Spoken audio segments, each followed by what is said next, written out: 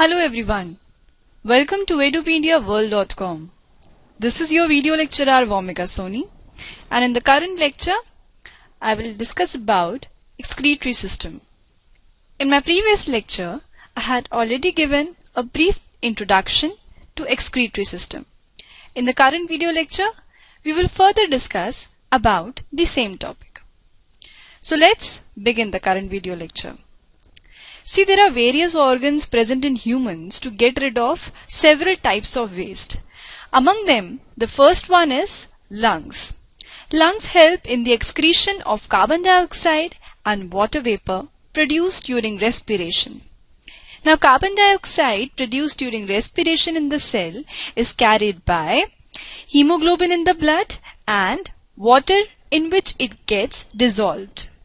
Carbon dioxide from the surface of the lungs is removed by exhalation during breathing. This was about lungs. Now the second organ is skin. See, for excretion of urea, salts and excess water by means of sweat glands present in the skin. The next organ is kidney. Kidney is used for the excretion of liquid waste such as urine. The kidneys are part of set of organs known as urinary system. Next one is liver.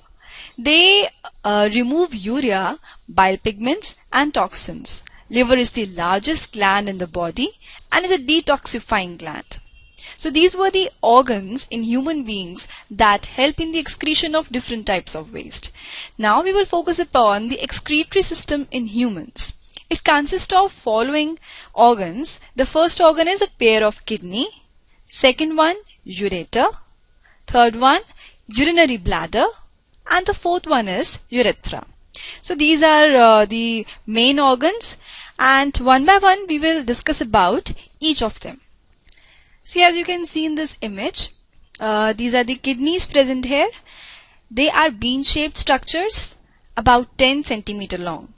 They are located just above the waist on either side of the backbone. The right kidney is placed slightly above the left, and a narrow tube called ureter. You can see this. This is the ureter. It runs from the inner side of each kidney. Okay. Now the ureters in turn are connected to large sac called urinary bladder. See, you can see that these ureters are connected to urinary bladder. Next, urine is collected and stored in the urinary bladder. Now, leading from the bladder is another muscle tube called urethra. Here you can see the urethra.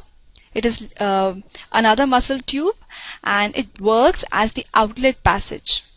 Now, the end of the urethra is normally held close by means of a ring of muscle. It is also known as sphincter. It controls the release of urine from the bladder.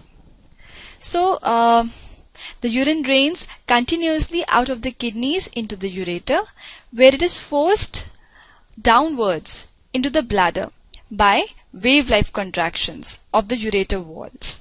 The bladder stretches and expands in volume as it fills with urine, and when it is nearly full, the stretching stimulates sensory nerve endings in its walls so that nerve impulses are sent to the brain. Now this is how a person knows when his bladder must be emptied. The sphincter muscle around the urethra is then voluntarily, that is consciously, relaxed to let urine drain from the bladder through the urethra and out of the body. This is called urination. The waste material is separated by the kidneys from the blood, which is fed into it through the renal artery. Here you can see the renal artery present. This is the renal artery. And the cleaner blood after the removal of waste is sent back through the renal vein. This is the renal vein present. So this was all about today's video lecture. Hope you have understood the concept properly and enjoyed the video lecture. In my upcoming video lecture, I will discuss about the structure of kidneys. Till then, keep watching to the videos of edupediaworld.com. Have a wonderful day ahead.